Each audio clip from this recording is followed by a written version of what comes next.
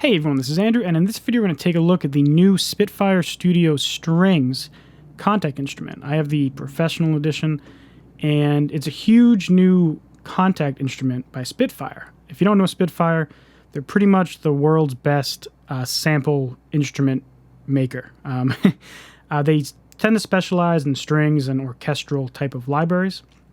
This one, it's about 200 and something gigabytes.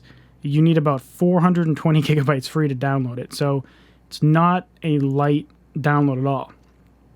Just to talk about the price for a second, I think now the Professional Edition is $399, while the Core or Standard Edition is $299, and I think that's $100 off probably for the first 2 weeks of release. So if you want to get a discounted price, I would recommend getting it now, because why wouldn't you save money if you're just going to buy it later? So I think they're kind of pushing this as their new flagship kind of, if you need one set of strings, get this thing. They do have a Symphony line, and they do have their Albion series lines, and, those ones are also kind of very broad stroke sample instruments. They're not as specialized as something like British Drama Toolkit. Then you have Spitfire Solo Strings, which focuses on solo performers instead of, like 12 cellis or 12 violins.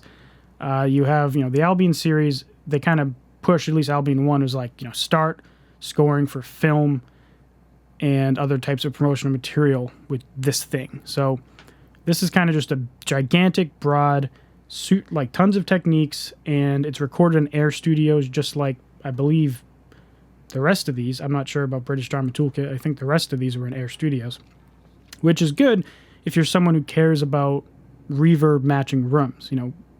Typically Spitfire includes, this reverb parameter, and they have a bunch of different mic positions. So if you're trying to go for an ambient sound or further away sound, then the sound of the room starts to become important.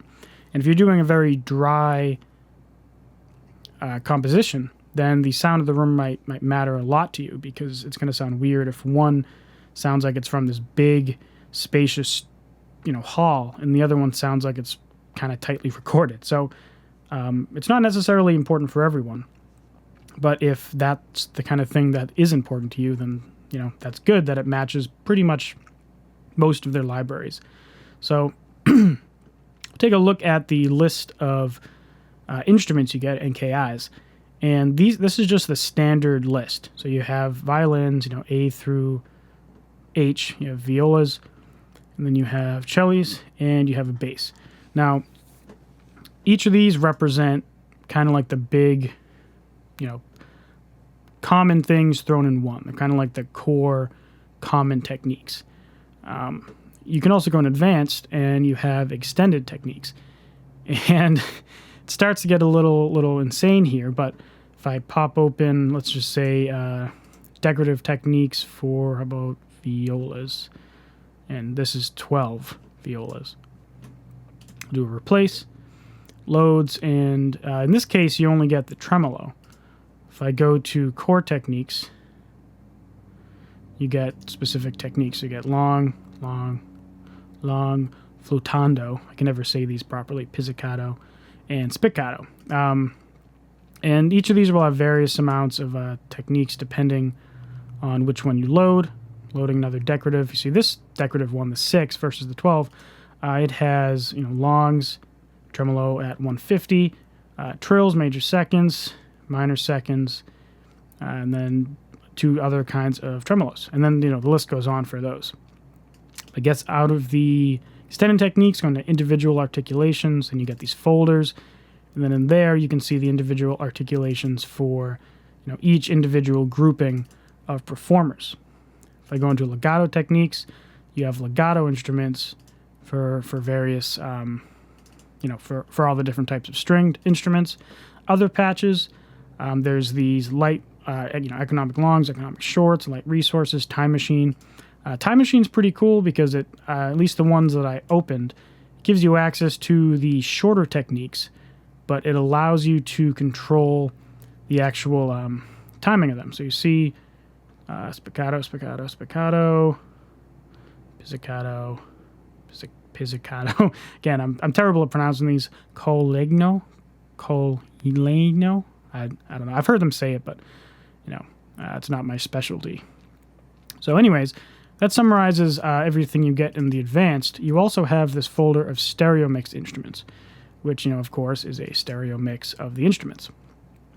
So if I go into advanced, go into legato, go into cellos or celli, I'll grab the 12, and this is where we're going to start actually playing around with the instrument. So now, first of all, before I get into this, it's still loading, but you notice that the actual instrument popped up in 3 seconds or something. So this is because, when you first get any instrument in Kontakt, it's a good idea to hit save, batch resave, and then you navigate to the folder that contains, the whole instrument, and then you hit, go, or whatever the option is, and it's just going to crank through for 30, 45 minutes and resave all the instruments. When you first get it, at least for me, maybe it's just because I'm on Mac and they create these instruments on a Windows platform. I'm not really sure the details of why it happens, but when I do the batch resave, it takes it from something like this, which is 13 gigabyte of sounds and an instrument, which would have taken about, I don't know, a minute or two to open. And after I batch resave, it turns into that 3 to 5 second mark. So that's why it loads so quickly. Native Instruments does have a procedure for this. If you look up, Native Instruments batch resave on Google, it shows you the in-depth procedure on how to do it. Spitfire probably also has a tutorial on their site as well. It's pretty common for every Kontakt instrument manufacturer to tell you how to do that because they recommend it, pretty much universally. We're going to start here.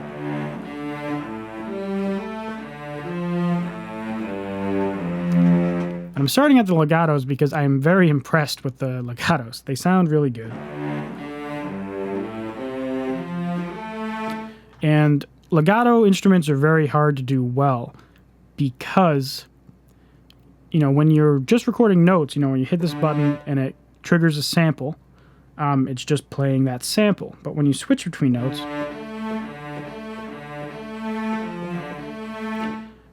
when an actual performer plays the note, there's a little transitional period that happens.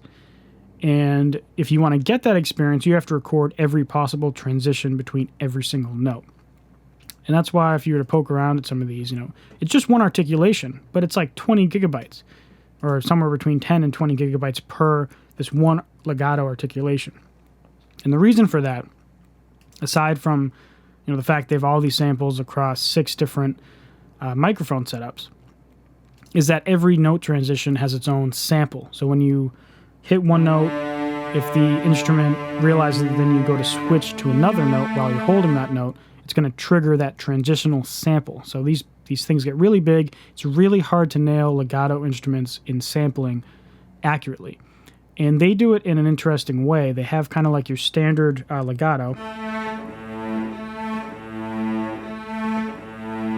And that's just kind of like a quick transition legato. Now, I'm not sure what this portamento legato is. They do have this in other instruments of theirs. But I found that what they do is you can either set this to a key switch. I've been just setting it to velocity for now, just so that I can control how much legato is happening based on how hard I hit, to a degree. And now what happens is, all right, sorry, my computer glitched out for a second there.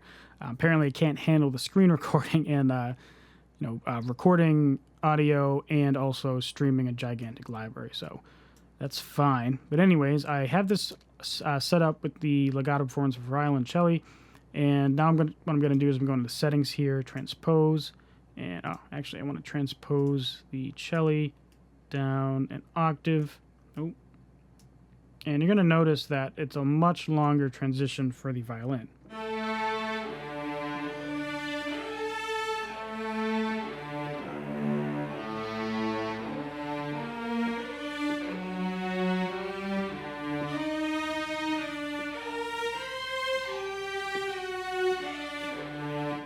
So notice you have a very smooth and bright transition that happens. You can almost imagine, the performer just sliding all around the fretboard, or not fretboard, but neck, I guess, of the violin. I'm a guitarist, so, I think fretboard. But It's cool because you can get this pretty crazy, you can keep stacking these legato performances.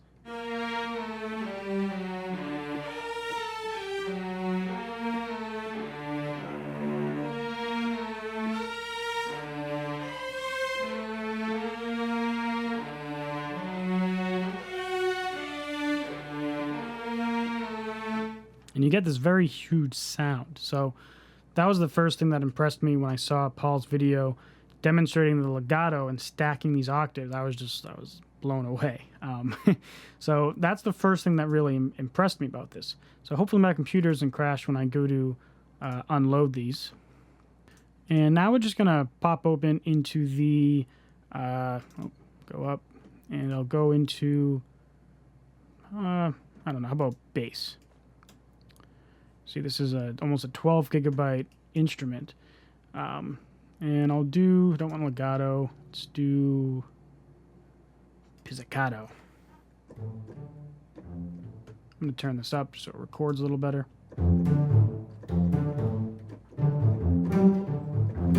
Just got to change my keyboard.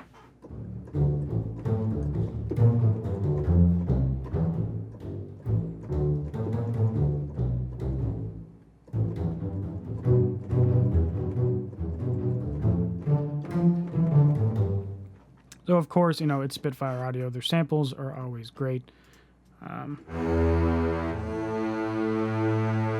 let's see what happens when I hold down a note for an extended period of time.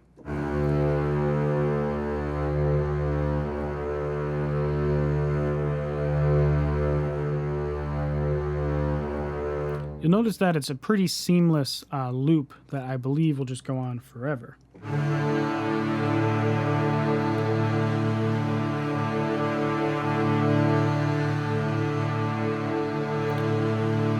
I'm just going to keep holding this. And the reason why I'm bringing up this point is because there's been times where I've gotten string sample instruments in the past, and the loop point between, or where the sample loops around is not always so perfect. Sometimes you can really hear where the bow starts again, and yeah, that's going to go on forever. So sometimes you can really hear where it loops around, either because you can hear where the bow changes its direction, or you can hear where it restarts, and it's not always synced to your BPM. In fact, it usually is not synced to your BPM.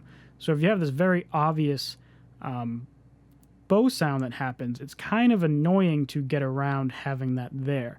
And since this is a player library, you can't open up the details of the instrument and actually tweak stuff, so it kind of limits you.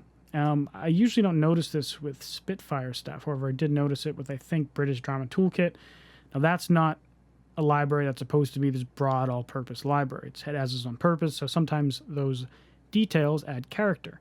In this case, when you have a very big, broad-stroke library like this library can solve most string applications you have, it's very important that you don't have little character elements like that because it's going to give you a bad time. So go into Extended, and I'll open up one of these effects because I think they're very interesting. I'm not going to go through every single one of these in this video because there's just too much. This video is already getting pretty long. It's Spitfire Audio. If you haven't heard them before, just check out their page and their demos. They have a very good reputation for these instruments. So, I don't need to go through everything and show you how great the string samples are. The string samples are going to be great. And I'm also going to be uploading some songs, in kind of my styles of music, I guess. I'm not necessarily a classical composer or anything. I usually write electronic music or metal music or rock music. And so one of the songs I'm going to upload, I guess it's more traditional kind of string music, maybe kind of like some kind of cue type sounding thing. Another one is the strings put through some effects processing and mixed with the soft tube modular setup. So that'll show kind of like a different perspective of what these things can be used for. And then there'll probably be more to come after that. That's just what I've already done. So these effects instruments, again, you have them for, you don't have them for bass, but you have them for cello, violas, and violin. And you actually have them for the different, 8 violins, 6, 6 cello, etc. So they're pretty cool. you know, they're very specialized. That's why they're called, you know, effects. But here we have a grace note semitone. Oh, gotta change my keyboard octave here. So that's just, you know, giving you a grace note, which is kind of like a little slide into your note by a semitone. You know, cool. You might have an application for that. Grace note tone, that's just a whole tone instead of a semitone. Times 2 does a, you know, kind of does it twice really fast. Oh. Different interval. Different interval. Then you have these phrases.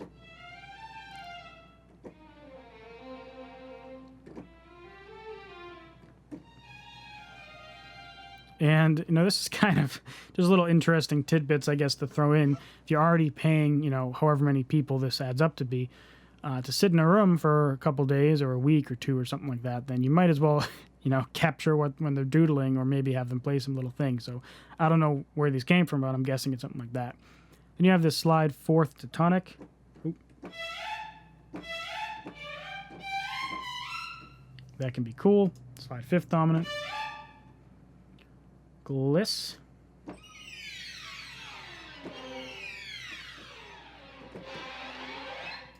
Runs.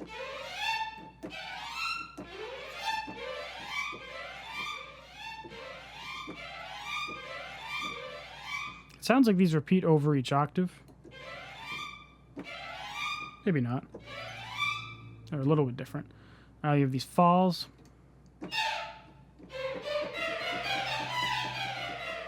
You have these scales. Oop.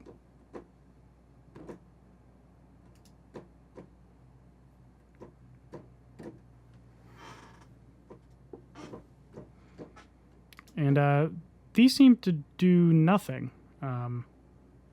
It says they're samples. I don't think you can open up the... well, they're samples. They're not doing anything, but... I don't know why that is. I don't know if that's something I'm doing or if it's something's broken or not, but if I move that... No, I don't know why. They're empty. But anyways, that's the effects. If I go up the Celli real quick, replace that. You can see you have a different selection here. You have grace notes, various types, glisses, falls. If you go into the decorative techniques real quick, just to demo some of that. Hopefully this is one that has several decorative techniques. Oh yeah, here we go. All right, so longs of that variety. You know, CS, sol, pont. Again, I usually just listen to each one and then use the one that sounds great. You have long CS blend, tremolos,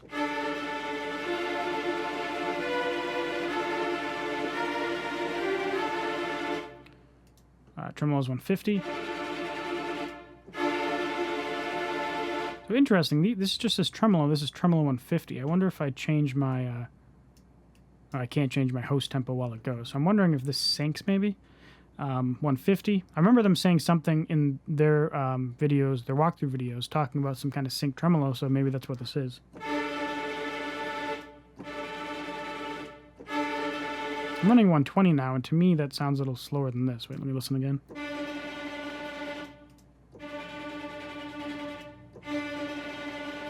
Actually, I can't tell.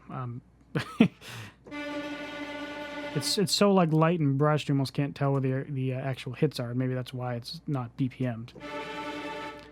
Tremolo CS 150, SP CS 150, 180.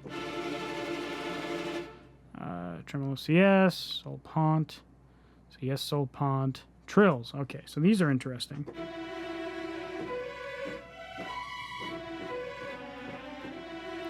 Now, what you can do if you want to take advantage of these different interval trills, you see you have major second, major third, minor second, minor third, perfect fourth, and this is something else entirely. So what you could do is if you control click, that's how you bring up this window, and then what you can do is you can see these. There's CC range, which you can use like your mod wheel to control when these happen, by KS, which is key switch, velocity range, MIDI channel, and by speed of playing. That one's interesting. I've never tried that, but let's do KS. If you do activate, and then you can pick a key switch. I'm going to do A0, and then I believe that is it.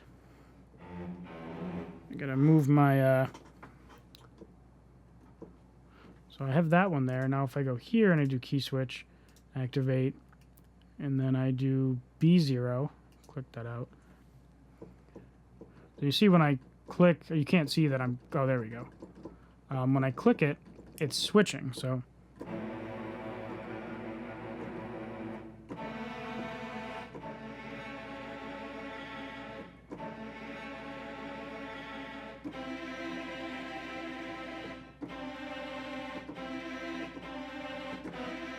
Hopefully you can hear the difference there. It's the difference between the major second and a major third. So what you can do, instead of having a bunch of these, stacked up in tracks, you can set up these key switches for whatever you want. And that will allow you to just trigger them. So what you can do is, if you're writing, it's a little hard doing it on the keyboard because it's kind of unnatural to hit key switches while playing. It's kind of a skill on its own. It's not really something you would encounter if you were a actual piano player, only if you're used to playing these softer instruments. So what I do is when I have something that I want to do key switching on, if it's just an articulation, I'll play the part in one, then I'll go back and I'll add in the key switches manually in the MIDI editor. For something like this, I probably would just program the whole part, or I would play each one separately and then key switch them after. So there's different ways to do that. Again, you can also go into there and hit Control or Command click, opens this up, and you don't have to do key switch. You could do by CC range. You could do by velocity range, which is what I did for the Legato earlier. So there's a lot of control. All of Spitfire products typically give you a ton of control. Just for curiosity's sake, if I kill this, hopefully my computer doesn't crash. If I go into, let's do strings, because that's what we're doing. And so this is Albion 1. So you can see the interface is pretty common among all Spitfire products.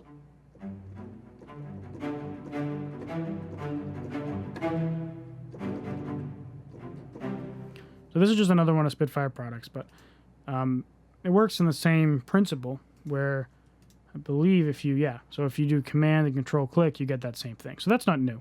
It's just something new to me, I guess. But the interface in all of their old instruments is the same, so it makes it very easy. It can be a little tricky when you're going, you're purchasing libraries from companies and they differ from series to series. Oh, didn't mean to hit yes. But it differs from series to series. It makes it another thing you have to learn. Whereas with a lot of Spitfire stuff, they're a common interface. But if I open up like British Drama Toolkit, you can see this I haven't batch saved. That's why it took so long. Same basic interface, but it's just a different flavor of that interface. Just for example, and this kind of uniformity isn't common through most manufacturers of these types of instruments. So anyways, I think we've beat this to death in terms of explaining and going through the articulations and everything. I'm going to be releasing more videos in this series covering the Spitfire Studio Strings Professional Edition. I'm going to do another where I just kind of play music and patches for a while, so you can kind of just hear a lot of the music from it. And I'm going to be releasing some songs composed with it. And I'm going to put up a review at some point. I don't like to do reviews until I've spent a very, very long time, or a good amount of time playing with it. But my first impression is that this is a very comprehensive string library that, if you want one string library to rule them all, so to speak, then this is probably a good option. It's not that expensive. Regular $500 for the professional. It's on sale now for $400 or $399. It's only $100 price difference between professional and core. So I would just, if you have the $100, just pay it, because it's not a huge difference. What it gives you is it gives you more microphones and it gives you more articulations. You can see the list of exactly what is and isn't included in each on Spitfire's website, but it's, right now on sale for either $299 or $399 for one of these, which is a good price for kind of a one-size-fits-all string library that sounds very good. And, if you're already a Kontakt instrument hoarder like I am, then you'll probably just buy this anyways to add to your collection. So yeah, I think it's great. If you already have every other Spitfire library, I'm not sure that you're going to need it, so to speak, because it is, it's another string library. So unless you care about the intricate details of, different articulations and everything like that, or the acoustic environment something's recorded in, if you have Albion 1 and Albion 5 and Hans Zimmer strings, is this going to drastically improve the sound of all of your compositions? No. I mean, depends on your application. However, at least from my experience, the legato in this is better than what I found in other instruments. Not to say the other ones are bad, but again, it's just a very good sample library, lots of articulations, very good legato, and it's very comprehensive and one-size-fits-all. So if that sounds like it's something for you, we'll put the link to Spitfire's website in the description. Feel free to head over there and show it some love. And until the next video, I'll see you later.